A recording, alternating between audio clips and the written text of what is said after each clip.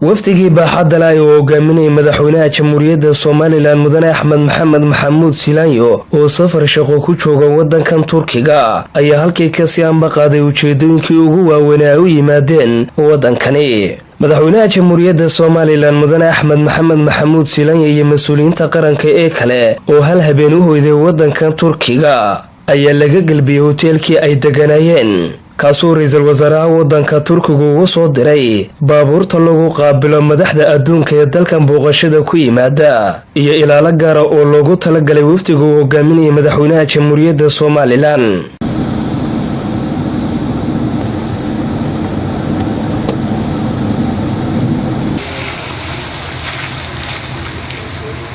markii uu gaaray wafdiga madaxweynaha jamhuuriyadda Soomaaliland Mudane Axmed Maxamed Maxamuud Silaanyo xafiiska ra'iisul wasaaraha waxa albaabka hore ku sugayay soo gacmo furan ugu qaabilo madaxweynaha Soomaaliland iyo wafdiga qiimaha leh uu hogaaminayo ra'iisul wasaaraha wadanka Turkiga Recep Tayyip Erdogan, kaasoo ku soo dhaweeyay wadankani. intaasi kadib madaxweynaha jamhuuriyadda Soomaaliland ayaa kulan saacada qaatay waxa uu kula yeeshay xafiiskiisa ra'iisul wasaaraha wadanka Turkiga Recep Tayyip Erdogan, kaasoo ay ka wada hadleen arrimo badan.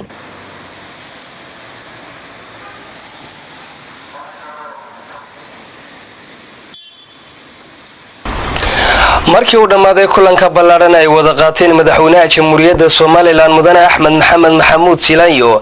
iyo ra'iisul wasaaraha wadanka Turkiga Recep Tayyip Erdogan, waxaan wax ka weydiinay qodobadii ka soo baxay shirkaasi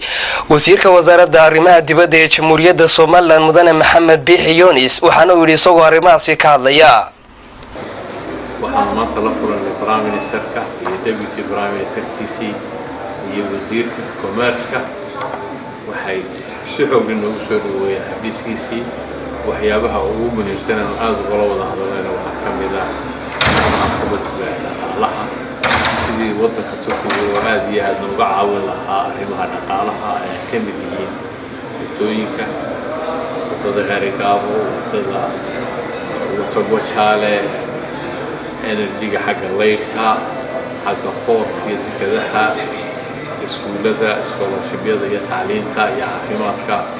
ka mashaariic fara badan ayaan u fadhinay. aad iyo aad bay noola garteen nala qabtaan. aan ku caasiin oo kala Prime Ministerka iyo waftigiisa inay Soomaaliland yimaadaan. waxaana aad iyo aad u xoojinay inaan jecel lahay sida waxtarka loo siiyo walaaladeeda lamida in loo siiyo, maadaama aanu nahay laba wadan oo walaalo ah oo maanta wada loo socoto in loo arko waxtarku inuu labada qayboodba u siman yahay.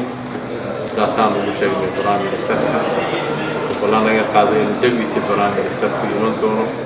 ana ay tibiisho casuumaan iyo wasiirka commerce-ka oo aan mashaariicda kasii wada hadalno. isla markaana waxaan isla garanay inay xafiis ka furtaan Hargeysa, annana aan ka furano xafiis dowladda Soomaaliland iyo Sharia magaalada Ankara oo daba socda mashaariicda iyo hawlaha. وحفيزكان مديرية وحان وبشارين إن الفورس كهر في سفرين ونرجع الله يطيرون بالتطبيقين اعتماده ولنا يقعدين ولدي تبراني سكني ودوانا المرتقادنا أيقنا وعن قوضة هذا الله يعلمها قوضة هذا الكا وعن آليات وبشارين موقف فيه يقول يحي تنمى لكن روضة شعرة أسأل أمة الشمال كان قرشاء حين لكن وحيابتي كمعاونة وحتر ولا تنمو أنا وضع يرندو وحياب بدنا نقد حيان شعرة والسمن ولا لا يعني جعلها هذا شيء إن أخي كاسمين أنا الشمال كان قرشاء